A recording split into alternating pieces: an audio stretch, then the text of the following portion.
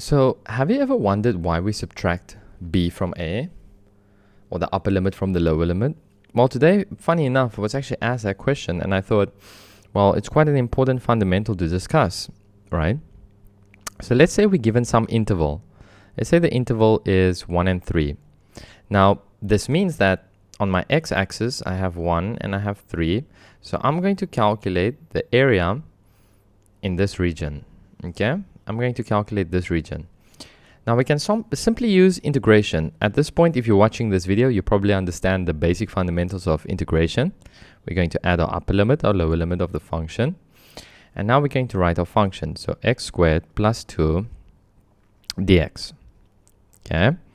Now we're going to integrate this equation. So how do we do that? Well, we can follow our power rule for simple powers.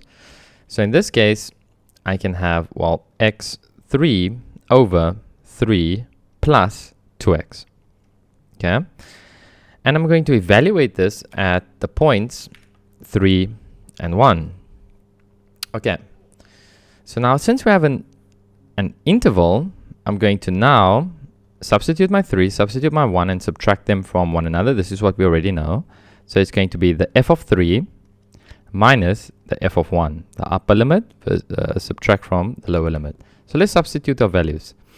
Let's say 3 to the third over 3 plus 2, 3. I'm going to put that in square brackets. I'm going to subtract this from 1 over 3 plus 2, 1.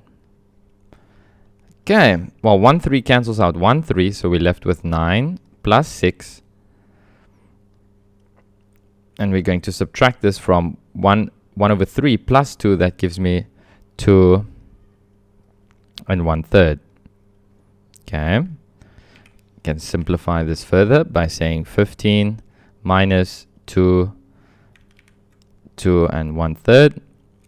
Then I get 12, 2 over 3. So my area in this interval, or in that region at least, would be 12 and 2/3 units squared.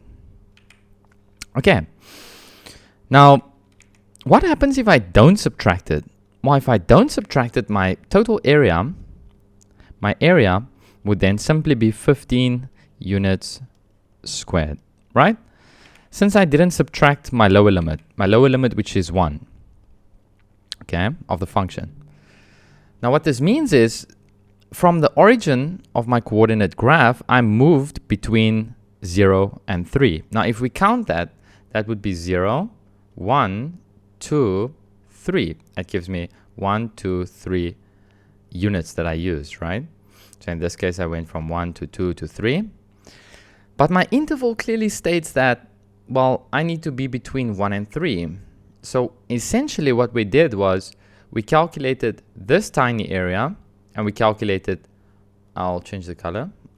We calculated all of this area. And then what you did was, let's call this region 1, let's call this region 2. And then you simply subtracted the entire area versus the area you did not want. So then we can evaluate this as the upper limit minus the lower limit, where we have the f of b minus the f of a. Now let's say we're given no interval, right? Let's do the same equation, but with no interval. So in this case, I'm just going to start at this point, the f of 3 minus the f of 0. So in this case, it's going to be, again, 3 squared, or 3 cubed over 3 plus 2, 3. And we're going to subtract this from 0 cubed over 3 plus 2 multiply 0, parentheses. And in this case, well, now I can clearly see, well, I have 27, excuse me. So 3 gets rid of 1. I could just bring this up to say minus 1. So that's 3 squared, which is 9, plus 6, minus 0 over 3, 0, 2 plus 0 times 2 times 0 is 0. So in that case, I then get 15 units squared, which means the total area in all of this is going to be 15 units squared.